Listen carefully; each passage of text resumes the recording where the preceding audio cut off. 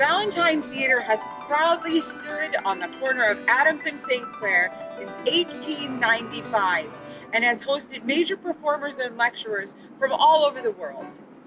In 1999, a group of Valentine Board members and staff decided to pay homage to the thousands of performers who appeared on the Valentine stage during the early years of live performances, from about 1895 to 1920. After 12 months of research, the artist assembled the cast of characters who would appear in this work. In 2003, Paul Geiger stretched 68 feet and 6 inches of canvas 10 feet high in his studio, and this project is the largest public painting ever installed in Toledo. Hi, I'm Alta Dantzler, and it's been my great privilege to be a part of many outstanding productions with the Toledo Opera here at the Valentine. As a comedian, my roles allow a great deal of time for me to sit backstage. I'm basically just there long enough to tell someone that I switched them at birth with a nobleman, and then I am right back here looking at this mural. And it's so vivid. These characters are larger than life, and they jump right off the wall at us. So at first pass, I tried to guess how many I could recognize without looking them up. Fanny Bryce, Enrico Caruso, Edwin, check, check, check. These were very easy guesses for me. But then there were also names that I recognized from the descriptions, but who I couldn't find in the mural without a little bit of help, like John Philip Sousa or Lillian Russell. I know those names, but I couldn't pick them out of a crowd, and this is a pretty busy crowd. You can almost hear the soundtrack of this fantastic party scene, can't you? Well, that's what we're here to do tonight, to imagine what is the soundtrack at this grand party? What is the music behind the mural? What might people have heard live from this stage in Toledo?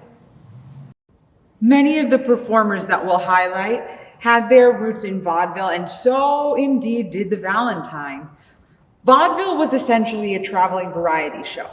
So when people started to have some money in their pockets after the Industrial Revolution, they started looking for ways to spend it, ways to entertain themselves and their families. Now, to make it in vaudeville, you didn't need any training.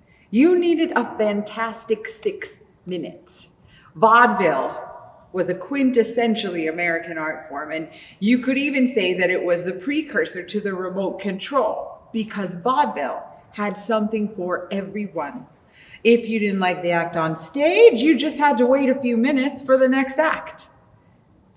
Culture critics took issue with the fact that it was a largely disposable entertainment. It was of the moment and not really created to last for generations. Edwin Milton Royal, who was a prominent American playwright and culture maker, once said, "Vaudeville may be a kind of lunch counter art, but art is so vague, and lunch is so real."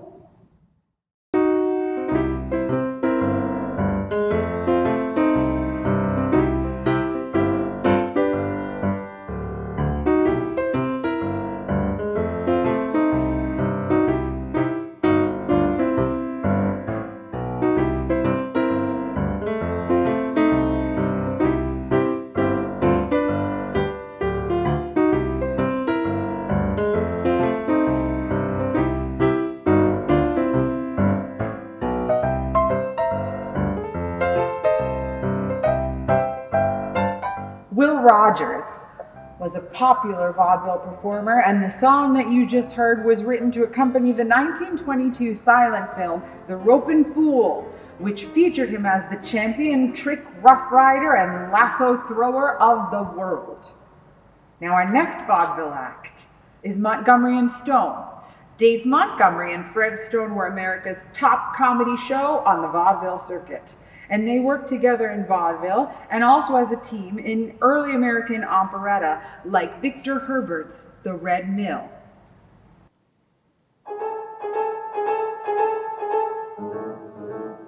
There's nothing makes you tireder than the man who knows it all. The things names you'd like to call him wouldn't listen well at all.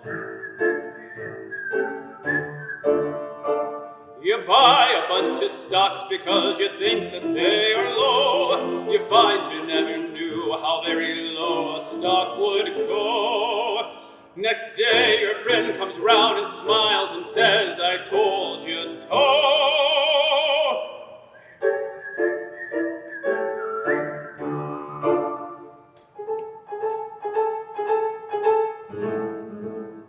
Oh, Willie Jones, he took a stick of dynamite one day. Says he, I'll bore some holes in this and make a flute and play. He started with the boring with a piece of red-hot wire. Of course it was an awful chance, but Willie took a flyer. Now this is the selection that was rendered by the choir.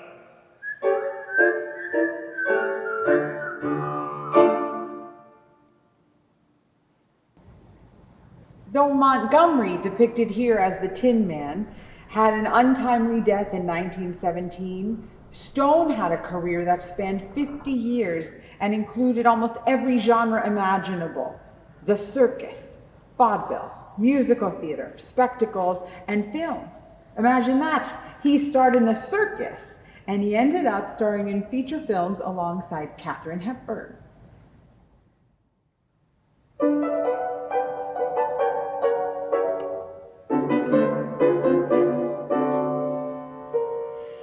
Love is a queer little elfin sprite, Blessed with the deadliest aim, shooting his arrows from left to right, bagging the rarest game, filling our hearts with a mad desire. almost too good to be true. And yet can you tell me, why do you love me? Only because you are you, dear. Not that I am fair, dear. You are Not fair. that I am true. Not that you are true. Not my golden Not your hair, golden dear. Not hair, my eyes dear. of Not your gold. eyes of When I ask the We ask reason, the reason. to few. Words are all too few. So I love you, dear, because you're you. Not that I am Not fair, that dear. you are Not fair. that I am true. Not that Not my golden Not hair, your dear. golden Not hair. my eyes of Not your eyes blue. of When I ask the Ask reason, the words reason. are too Words are few. So I know I love you, dear, because you're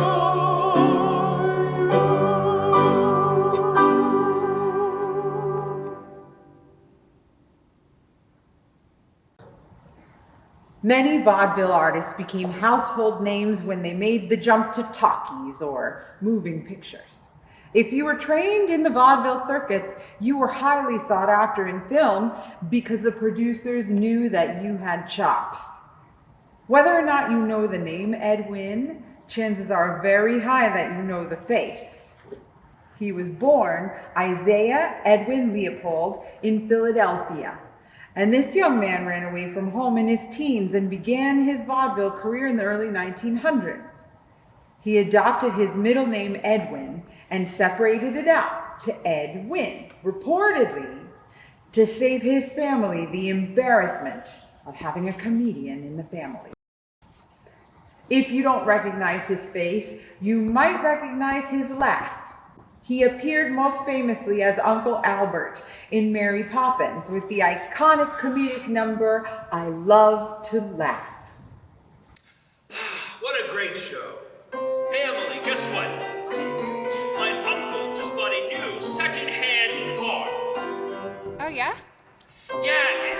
calls it baby.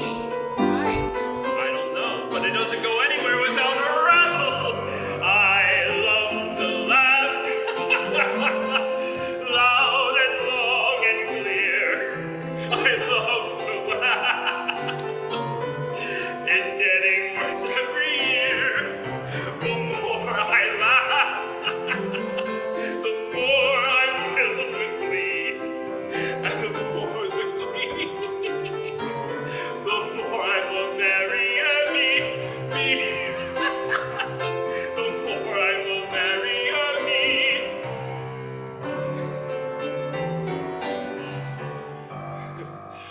When things strike me as funny, I can't hide it inside and squeak as the squeakers do. I've got to let go with a ho ho ho ho and a ha ha ha ha ha do. We love to laugh loud and long and clear. We love to laugh so everybody can hear. The more you laugh, the more you're filled with glee, and the more the glee, the more we're a merry-a-we, the more we're a merry-a-we.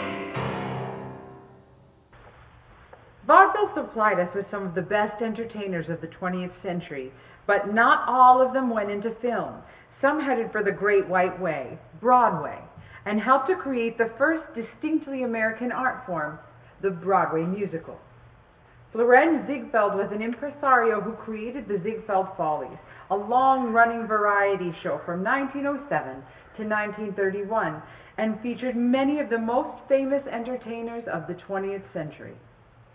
Fanny Brice was one of those stars.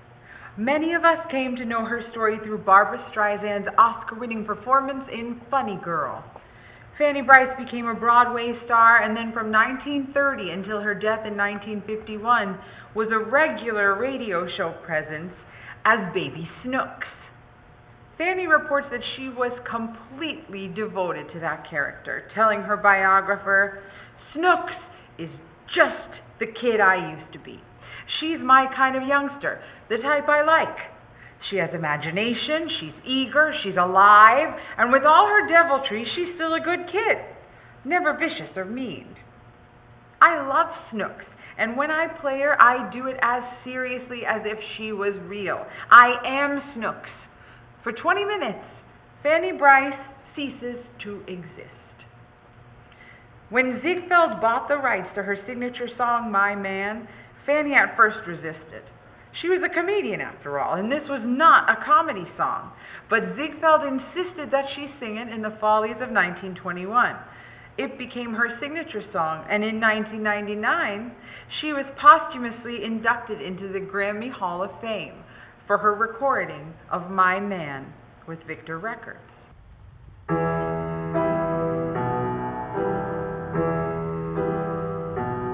It's cost me a lot, but there's one thing that I've got. It's my man. Cold and wet, tired you bet, but all that I soon forget with my man. He's not much for looks, and no hero out of books is my man.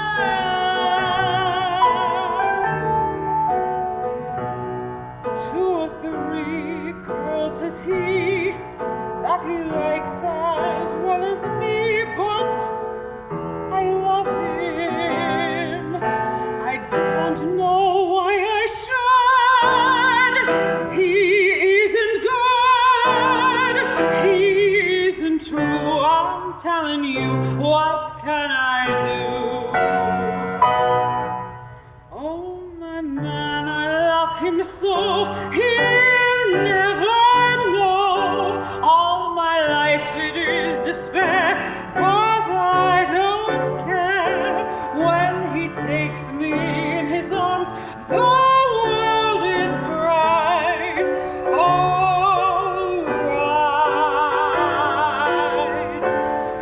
What's the difference if I say I'll go away when I know I'll come back on my knees someday? For whatever my man is, I am his forever.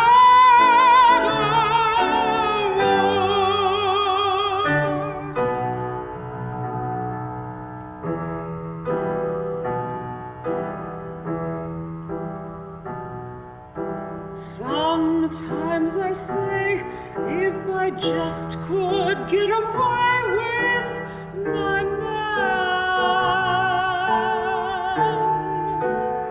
he'd go straight, sure as fate, for it never is too late for a man.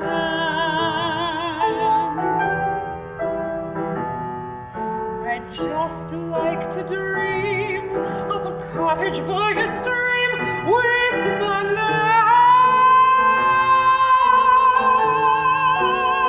where a few flowers grew, and perhaps a kid or two like my man. I don't know why I should. He isn't good, he isn't true. I'm telling you, what can I do?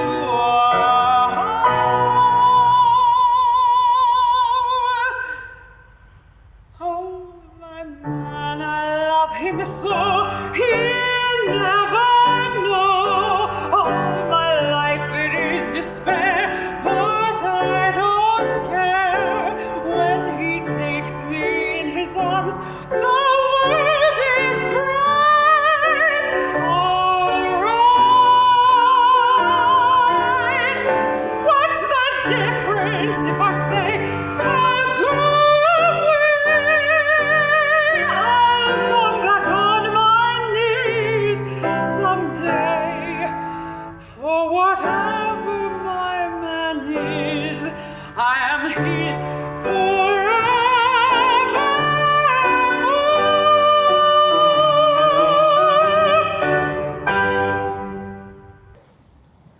One man proved to be the backbone of Ziegfeld's Follies through its golden years, from 1910 to 1920.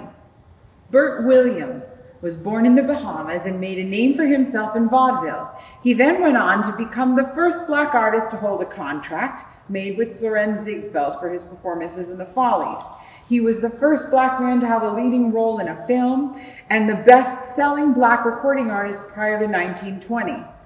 His reviews touted him as one of the greatest comedians in the world. He was invited to perform for King Edward VII in 1904. He was a comedian's comedian. Fellow vaudevillian W.C. Fields called him the funniest man I ever saw and the saddest man I ever knew. He played a doleful, soft-spoken comic character beset by troubles of all kinds. He managed to build a character that everyone could identify with, and in doing so, he amplified the voices of black performers who had so profoundly shaped the genre. He was the inspiration for the character of Amos Hart, better known as Roxy's husband, in the musical Chicago. Kander and Ebb composed Mr. Cellophane as a pastiche of Bert Williams' signature song, Nobody.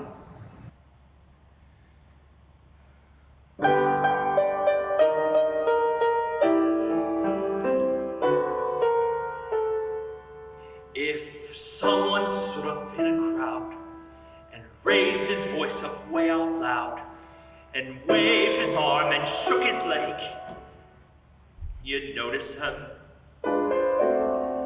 If someone in the movie show yelled, "Fire! In the second row, this whole place is a powder keg!"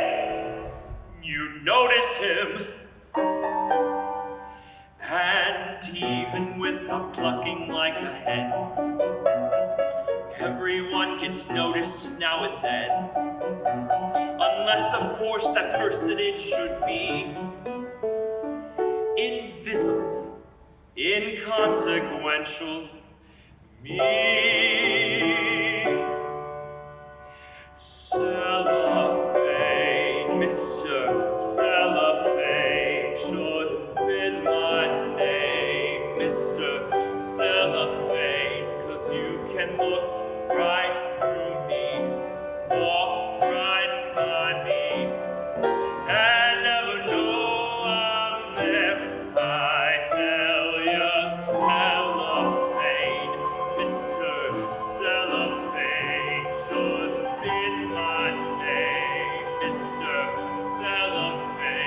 'cause you can look right through me, walk right by me, and never know I'm there.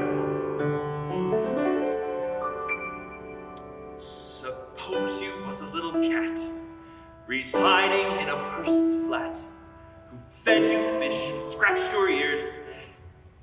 You'd notice him.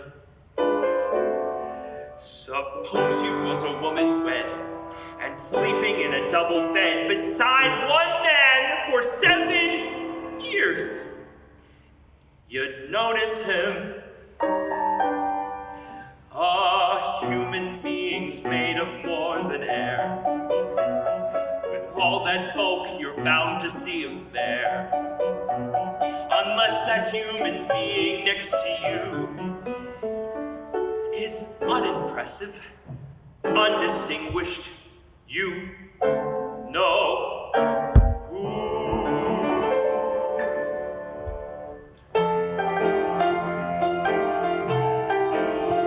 Should have been my name, Mr. Cellophane, 'cause you can look right through me, walk right by me, and never know I'm there. I tell you, Cellophane, Mr. Cellophane, should have been my name, Mr.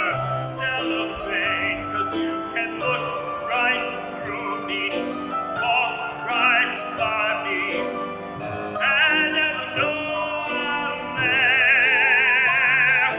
Never even know I'm there.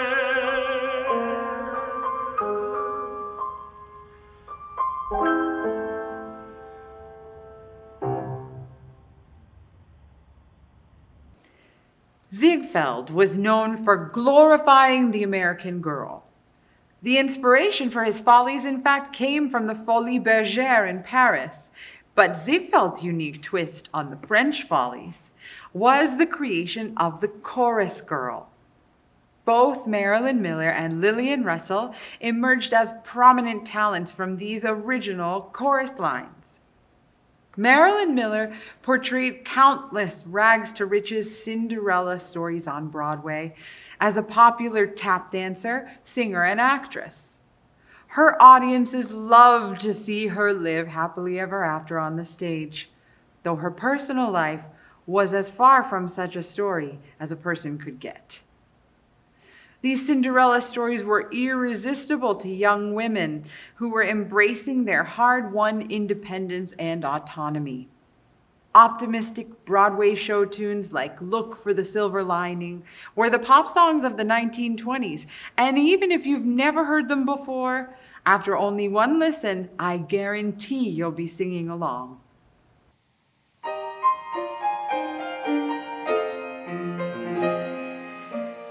Please don't be offended if I preach to you a while. Tears are out of place in eyes that were meant to smile. There's a way to make your very biggest trouble small. Here's the happy secret of it all.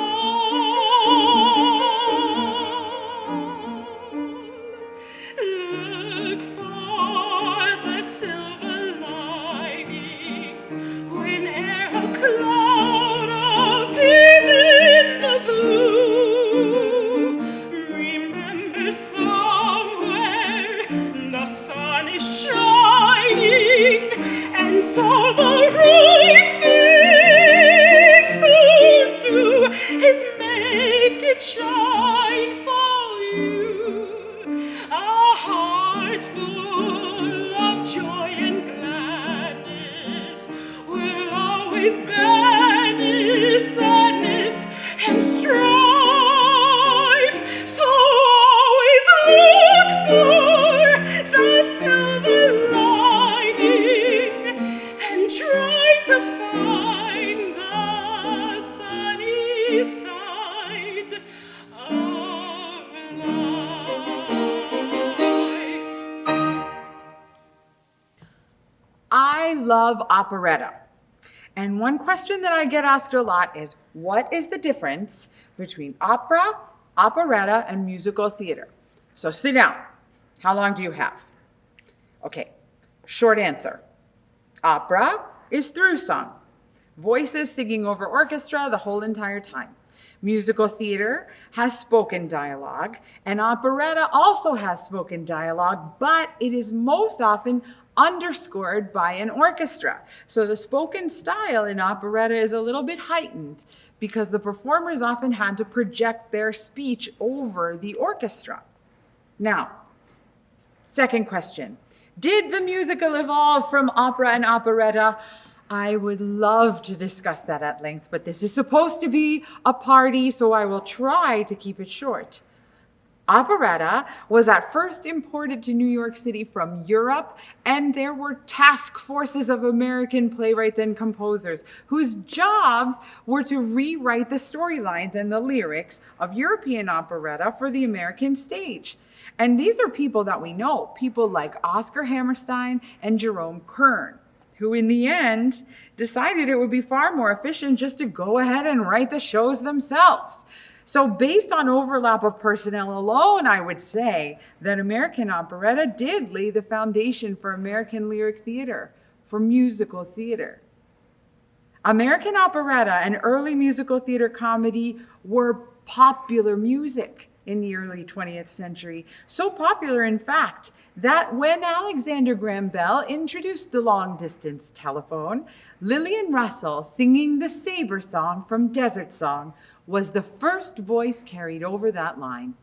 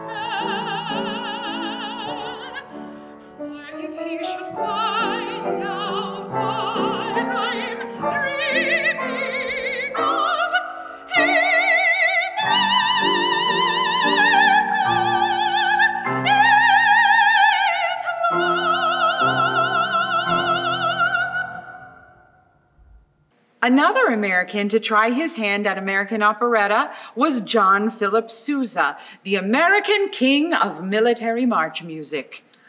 John Philip Sousa was a Gilbert and Sullivan fan, and this influence can be seen in the topsy-turvy plot of El Capitan, one of his comic operettas. In Sweetheart, I'm Waiting, we hear a familiar refrain, two earnest young lovers bemoaning the obstacles that impede their union and the vow to remain patient until they can be wed.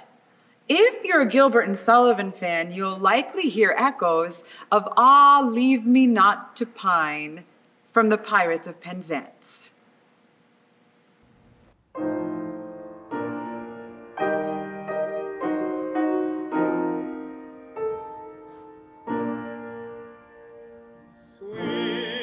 Sweetheart, I'm waiting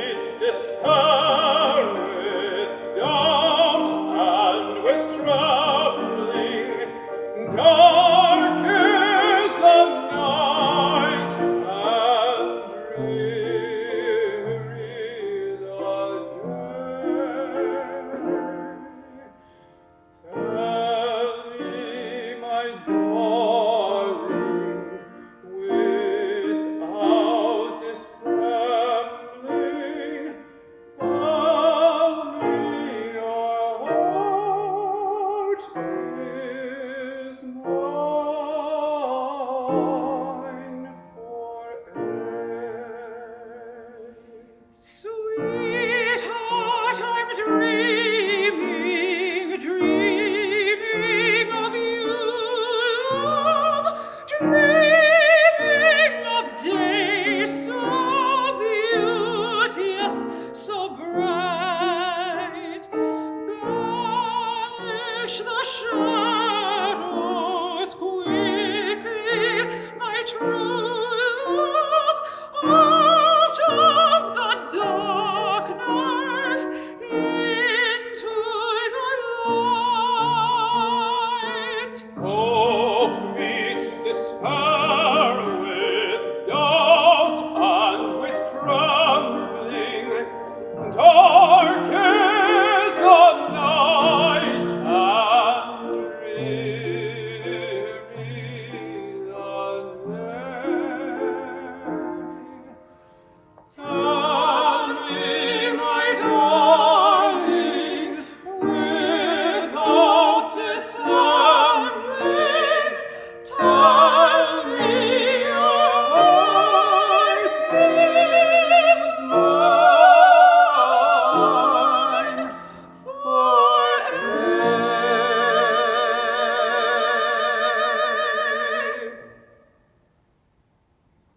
Right over here is a fellow who was synonymous with Patter, Richard Mansfield, one of the few Brits in our mural. He was the original modern Major General. Now you might wonder how such a very British Gilbert and Sullivan style of operetta became such a rage here in America. Well, HMS Pinafore was such a hit in England that it inspired over 150 pirated productions in America, none of which paid any royalties to Gilbert and Sullivan because they hadn't thought to establish international copyright protection. As a result, Gilbert and Sullivan pursued legal copyright claims on their remaining productions and even went so far as to premiere their next work, The Pirates of Penzance, in America, so that they could immediately claim American rights. They also used the production as an opportunity to blast those Americans who pirated their work, who produced HMS Pinafore spoofs, burlesques, and minstrel shows. In the end, these pirated, unauthorized productions led Gilbert and Sullivan to lock down their future productions and to create an almost codified performance style in their repertoire, which holds firmly still to this day.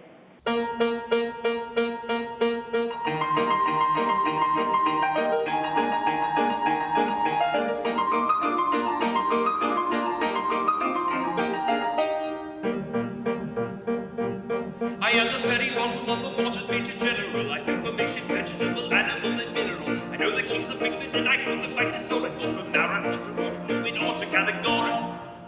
I'm very well acquainted too with matters mathematical. I understand equations from the simple and quadratical. About binomial theorem I am teeming with a lot of news. Got it! With many cheerful facts about the square line hypotenuse.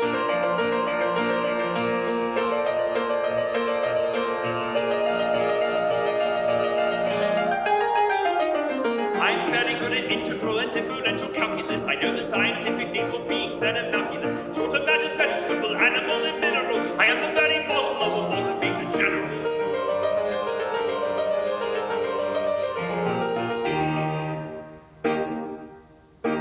In fact, when I know what is meant by mamelon and ravelin, when I can tell at sight a Mauser rifle from a javelin, in such affairs as sorties and surprises I'm more weary at, and when I know precisely what is meant by commissariat, when I have learned what progress has been made in modern gunnery, when I know more of tactics than a novice in a nunnery, in short, when I've a smattering of elemental strategy. Strategy, oh gosh, that's a good one. Got it. You'll say a better Major General has never strategy.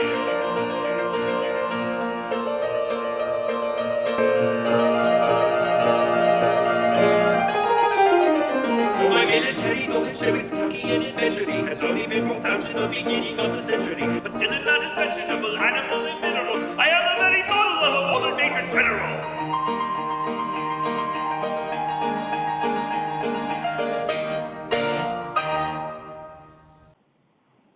Some artists in this mural are what we might call music adjacent. They were not necessarily performers or musicians, but without them, we wouldn't have some of the core repertoire which we know and love. Take, for instance, David Belasco, just over there. You might not be able to pick him out of the crowd as someone who contributed to a seminal piece of the operatic magnum opus, but in 1900, he adapted a short story by John Luther Long called Madame Butterfly. The successful production moved to London later that year, where Puccini saw it and turned it into what would become one of the most beloved operas of all time, and, as it turns out, the opera most often produced in the history of the Toledo Opera.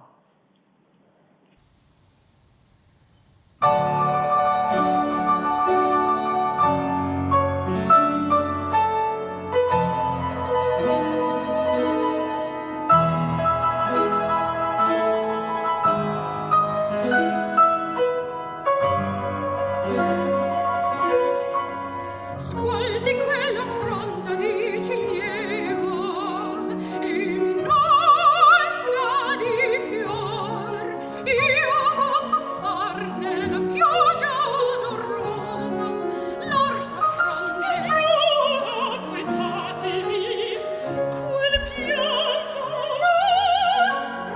No, rido, quanto lo dovremo aspettar. Che pensi un'ora di più? 2 ore forse? Tutto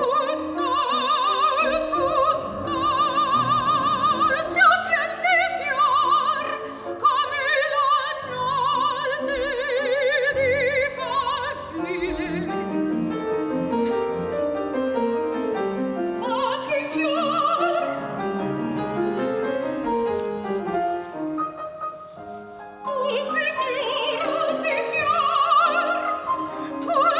tutti pesco viola gelsamin, quanto di cespo d'erba d'albero fiorin. L'inverno sarà tutto il giardin, nella primavera voglio che olezzi di qui. Uno scolor d'inverno sarà tutto il giardin. A voi, signora, quegli ancora.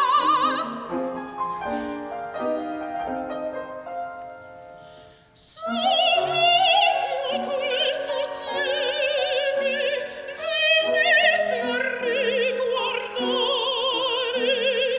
luce piangendo nella deserta immensità. Giunsi l'odesa, nulla più chiedo al mare, vidi il pianto alla zola, essa i suoi fior mi dà.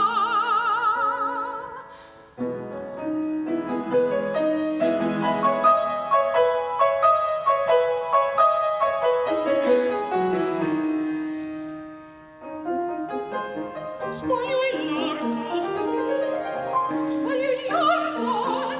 vien l'aiuto. Rosi al varco della sogna. La primavera, voglio che lezzi qui. Se veniamo intorno a aprile, se veniamo a aprile. Tutto l'aprile vero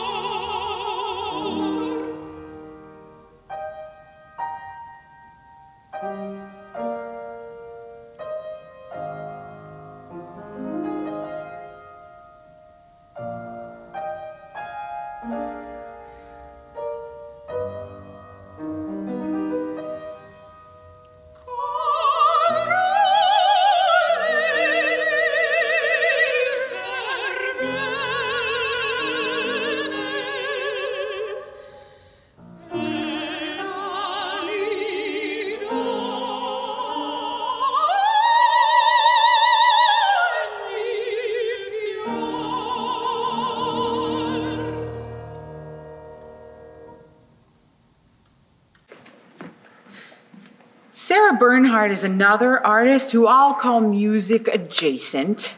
She's perhaps the most famous French actress of all time and played almost every major role in the theatrical canon that was available for her to play.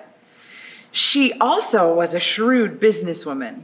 On her second world tour, the tour that most likely brought her to Toledo, she earned enough money to purchase a theater, the Théâtre de la Renaissance, and she installed herself as the artistic director, the general manager, and the lead actress.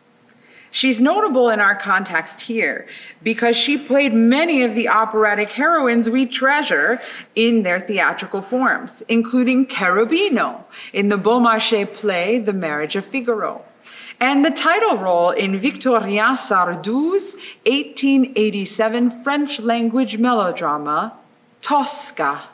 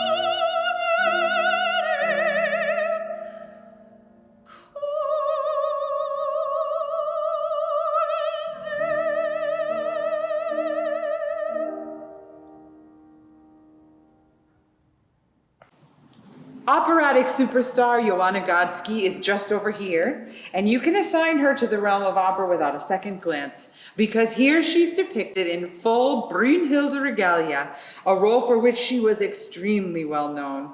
She was beloved for her interpretation of Wagner and of most of the core roles in the dramatic soprano repertoire. She was a regular artist with the Metropolitan Opera and on United States recital tours. It's very likely that she sang this very piece, Und ob die Wolke, from Karl Maria von Weber's Der Freischütz, here on this stage. After all, the role was written for her.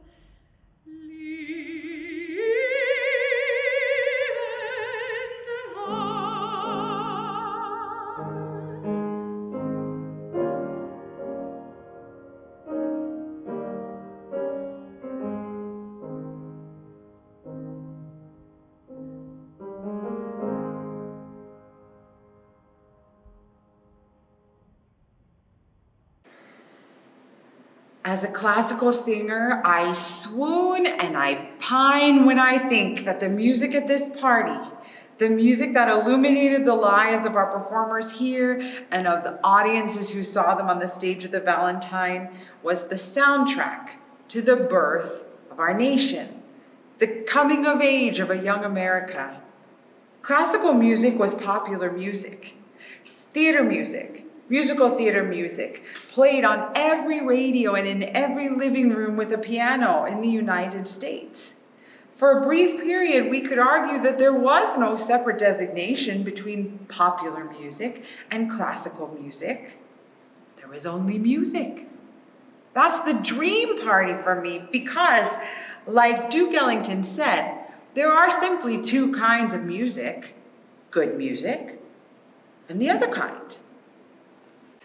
Enrico Caruso remains arguably the most famous opera singer of all time.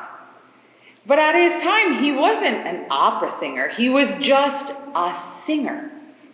He was, in fact, the first international bestseller, the first internationally popular entertainment star. He made over 260 commercially released recordings between the years 1902 and 1920. He was a household name. He was the voice of popular music. It just so happened that popular music at that time might have sounded a bit more operatic than what we're accustomed to hearing on the radio today. This piece, Mattinata, was the first piece ever composed expressly for the gramophone company, and it was dedicated to Enrico Caruso, who was the first to record it in 1904 with the composer Leoncavallo at the piano.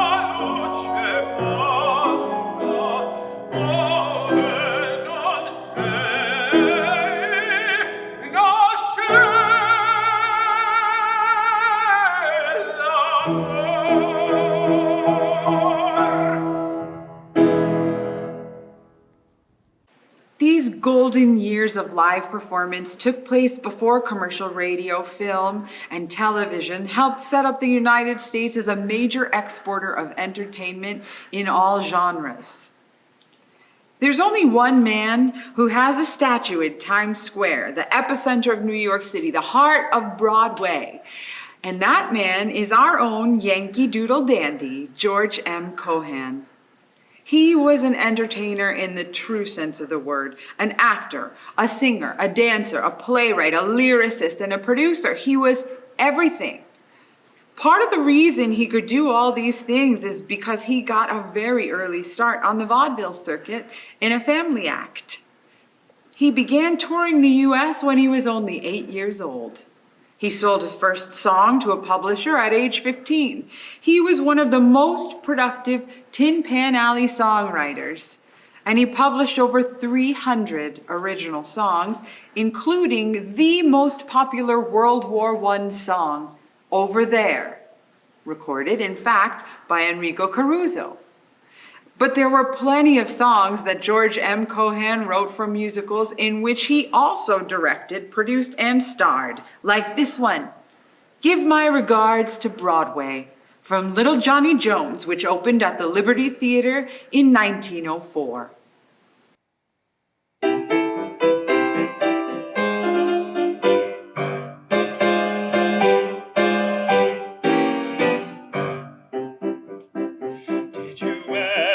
See two Yankees part upon a foreign shore, with the good ship just about to start for old New York once more. With tear-dimmed eyes they say goodbye, they're friends without a doubt. When the man on the pier shouts let them clear as the ship strikes out. Give my regards to Broadway, remember me at Herald Square. Tell all the gang at 42nd Street that I will soon be there. Whisper of how I'm yearning to mingle with the all-time thrall. Give my regards to old Broadway and say that I'll be there ere long. Give my regards to Broadway, remember me at Herald Square. Tell all the gang at 42nd Street that I will soon be there.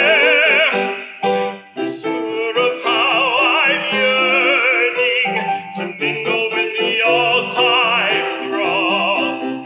Give my regards to old Broadway and say that I'll be there ere long.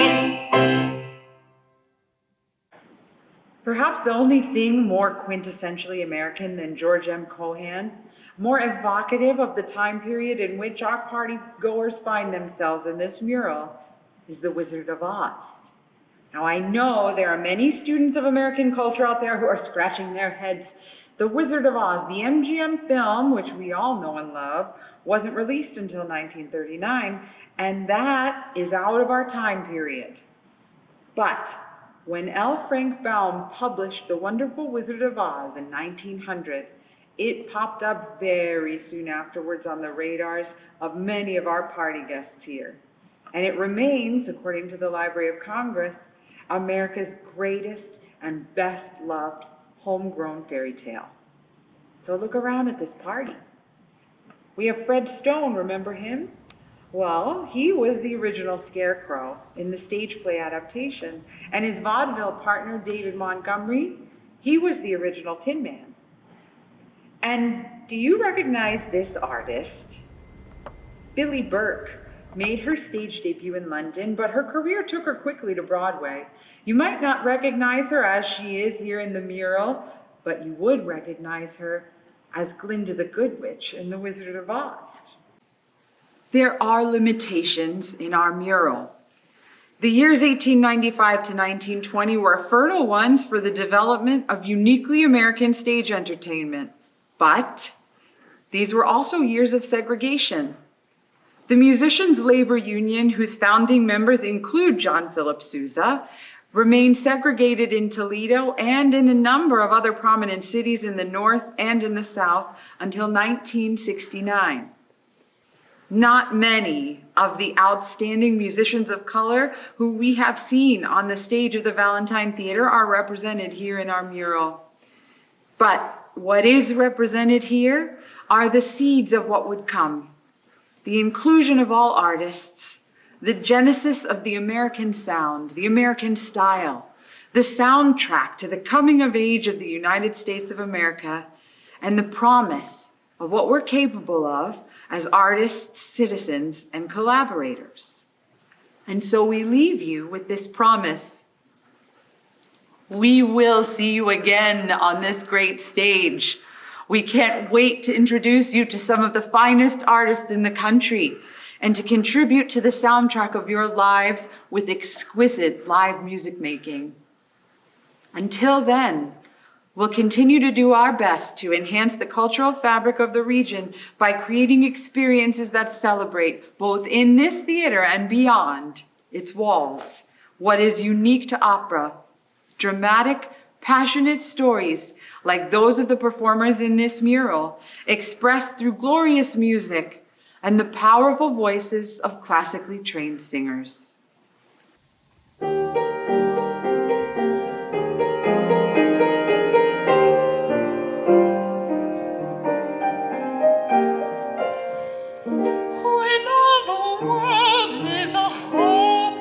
Jumble and the raindrops tumble all around.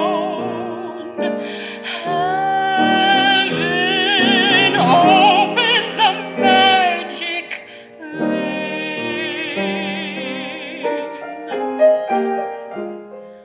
When all the clouds darken up the skyway, there's a rainbow highway to be found.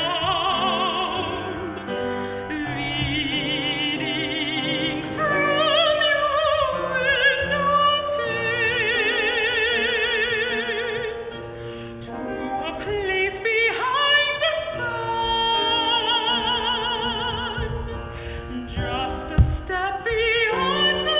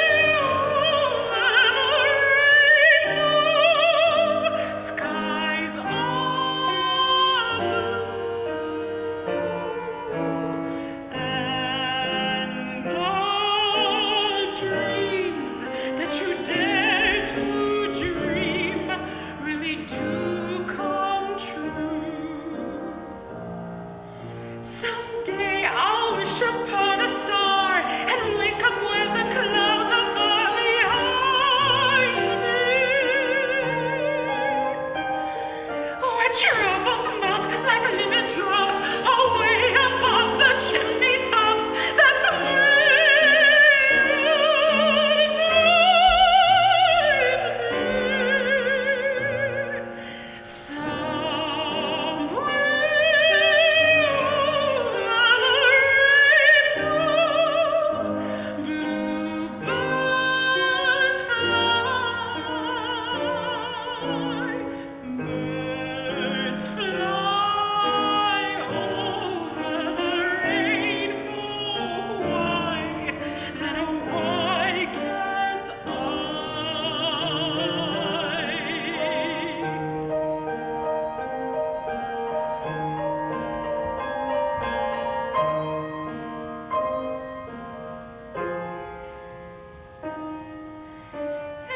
happy little bluebirds fly.